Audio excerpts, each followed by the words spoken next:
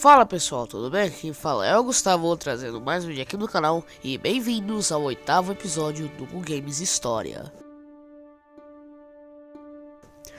E se você ainda não assistiu aos outros 7 episódios, eu vou estar deixando o link aqui na descrição. Bom galera, mas antes de começar, eu quero agradecer porque o canal chegou a 600 inscritos, né?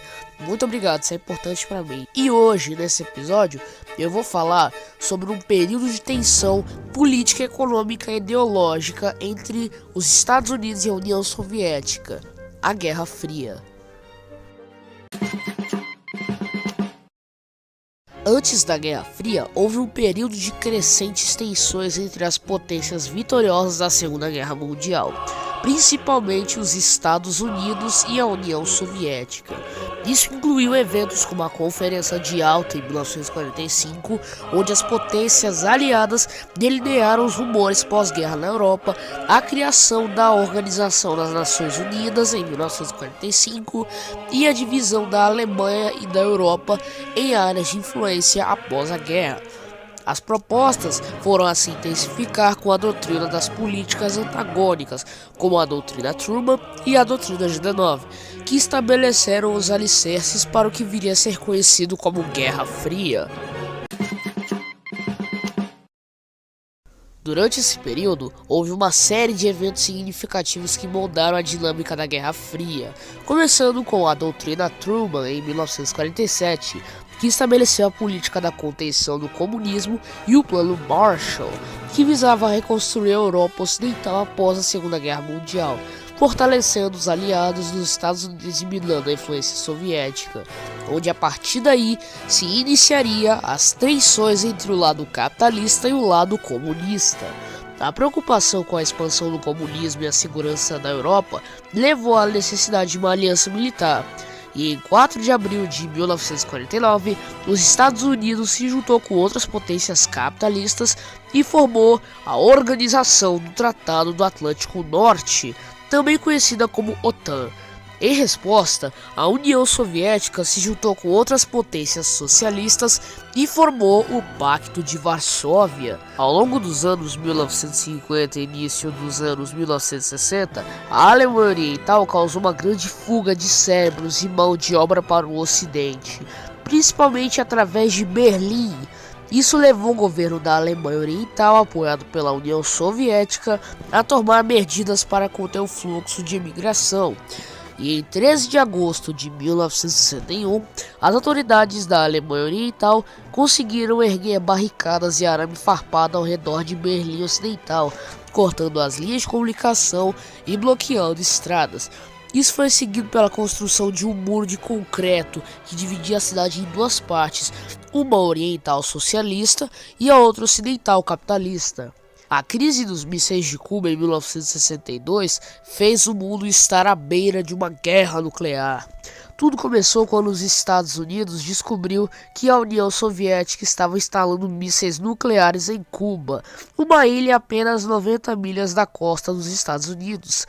O presidente John F. Kennedy exigiu que a remoção imediata dos mísseis, considerando-os como uma ameaça à direita e segurança nacional dos Estados Unidos.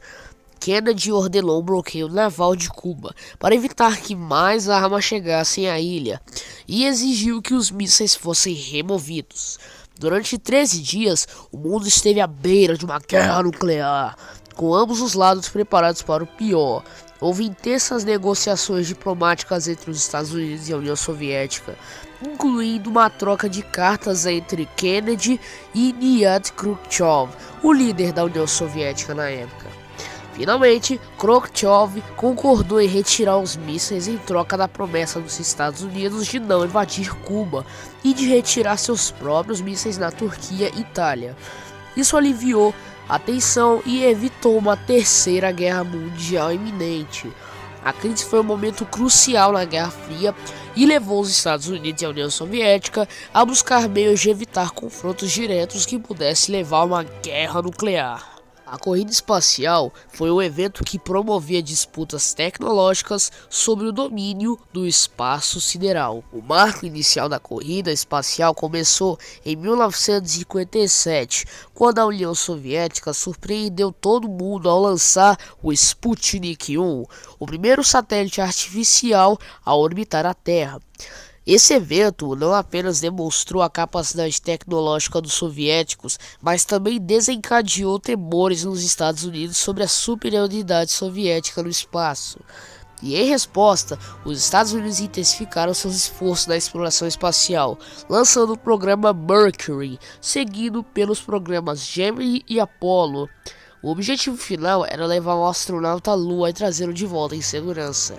Em 1961, a União Soviética alcançou outro marco ao enviar o Yuri Gagarin em órbita terrestre a bordo da nave Vostok 1, tornando o primeiro humano a ir para o espaço.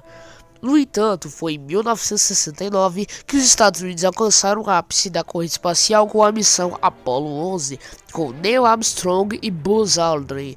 Os americanos realizaram o primeiro pouso tripulado na Lua, deixando uma marca indelével na história da exploração espacial.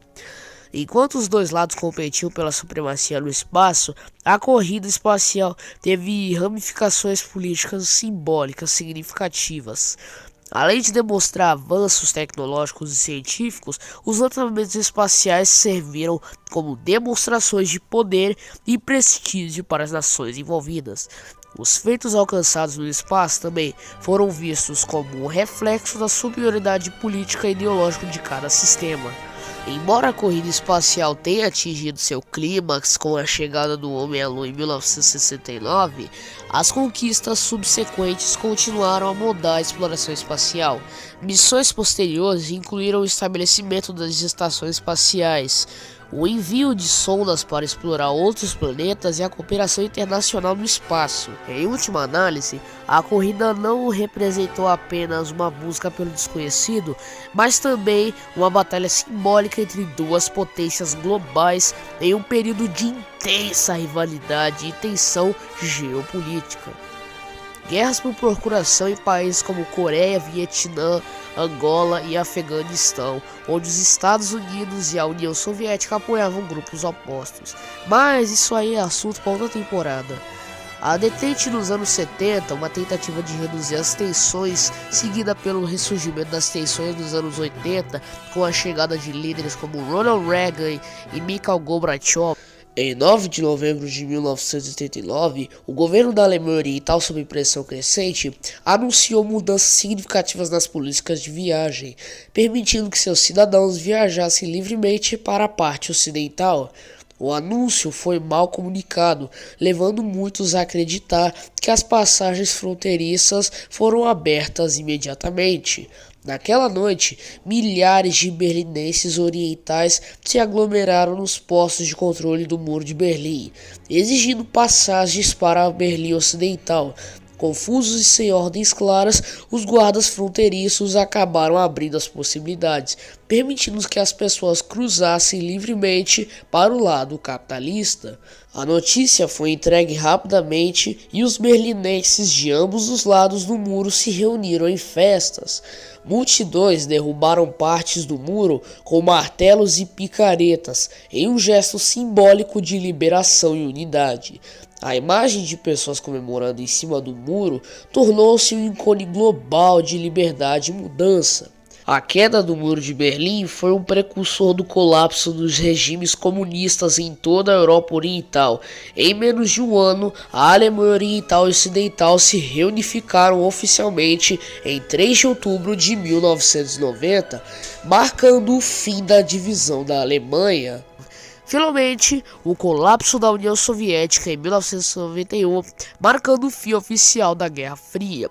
O ano de 1991 também viu o fim do Pacto de Varsóvia e o estabelecimento da Comunidade dos Estados Independentes como sucessora da União Soviética. Bom pessoal, então é isso, espero que tenham gostado. Se gostou, deixa o like, se inscreve no canal e ativa o sininho para receber todas as notificações. Também segue lá no Instagram, vou deixar o link aqui na descrição.